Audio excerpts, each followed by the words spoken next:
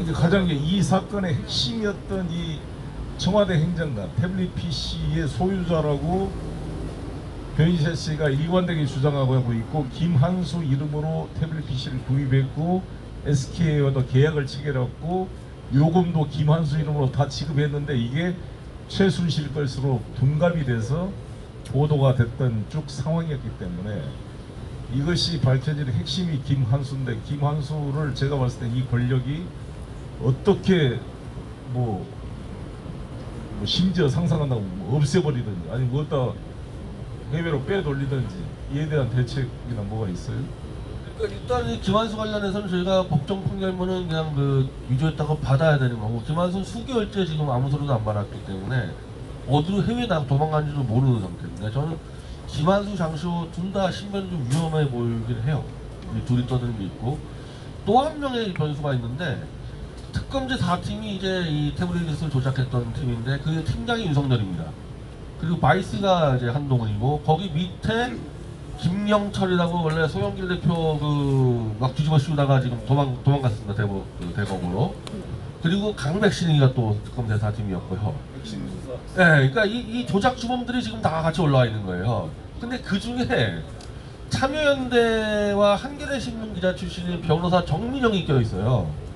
그러니까 제가 이 특검제 4팀을 한동훈, 윤석열, 강백신, 박주성, 김영철을 다 인사소송을 넣었는데 정민영도 같이 넣었는데요.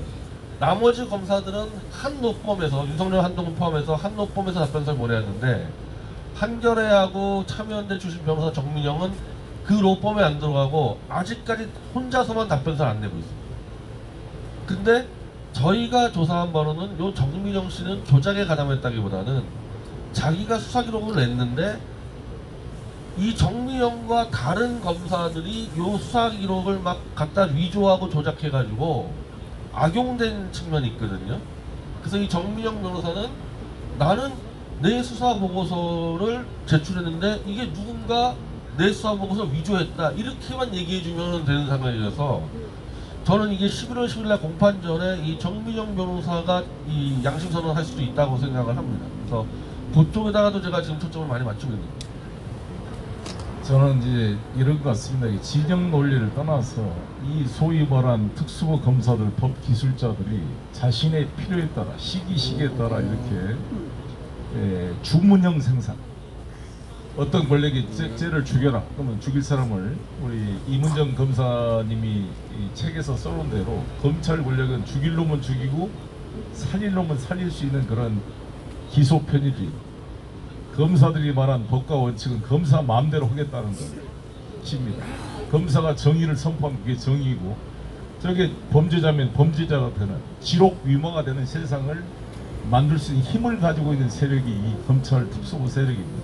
이 세력들이 이런 식으로 하게 되면, 이때는 지금은 박근혜 진영을 했다, 그 다음에는 문재인 진영, 이재명 진영, 그때 이 법기술자들이 그때 자신들의 권력에 따라 이쪽에 캐비넷 열어줬다가 이쪽에 캐비넷 열어주고, 사실상 국민이 선택하는 권력이 아니라 그들이 가지고 있는 이 검찰의 권력으로 사실상 어느 정권에서든지 권력을 잡고 이 무너지지 않는 그런 검찰 범죄 카르텔 세력을 구축해 오고 있는 것입니다.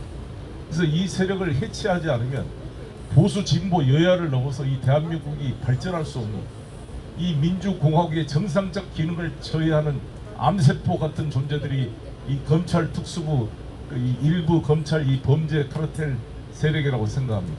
그래서 한동훈을 탄핵시키고, 왜 어미준을 이야기합니까? 이 어미준이라는 자가 말씀한 대로 진짜 이문정 검사가 이 친구를 감찰관, 대검 감찰관이 조사하면서 자기도 예상을 했지만 이런 범죄적 행위를 할 줄 몰랐다고 통탄을 한 사람입니다. 이 사람이 한명숙 총리를 죽이려고 한명숙 총리한테 돈을 줬다는 한만호 건설사 사장이 검찰에 억압에 진술했다고 법정에서 준 적이 없다고 진술을 번복하니까, 이 한만호의 진술을 탄핵하기 위해서 HC를 또 붙였던 HC가 한만호 진술에 부합하니까 그 HC를 탄핵하기 위해서 마약 사범 최모 씨와 보험 사기범 김모 씨를 그 제소자 경찰 정보로 투입을 해가지고 그들을 불러다가 모해 위증 교사를 해서 수차례 훈련에 판사를 속이려는 그런 범죄적 행위를 한 자가 바로 엄희준입니다.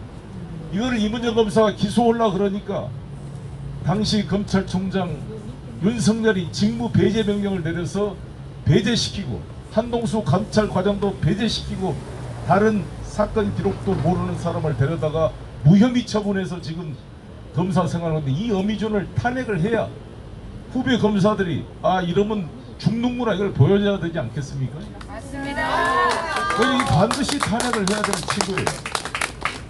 그 다음에 손준성 검사는 아시다시피 고발 지금 애들이 이번에 눈을 부릅뜨고 송경호 지검장이 우리 민주당 국회의원에게 이재명 변호인입니까 이랬잖아요.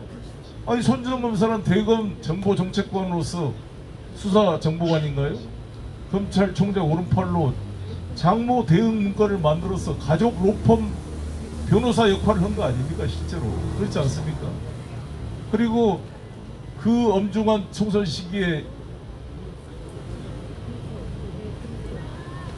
최강욱하고 유시민 등을 고발해라고 고발장을 작성해서 당시 국민의힘 후보로 나온 연수원 동기 김웅에게 전달했고 김웅이 조성은 당시 선대위 간부에게 전달해서 남부지검에 접수해라고 그랬는데 이거를 검찰이 무혐의 처분을 했어요. 이 김웅이를. 김웅이는 당시 현역 국회의원이 아니기 때문에 공수처가 수사를 하지 않고 검찰에 이첩을 했습니다.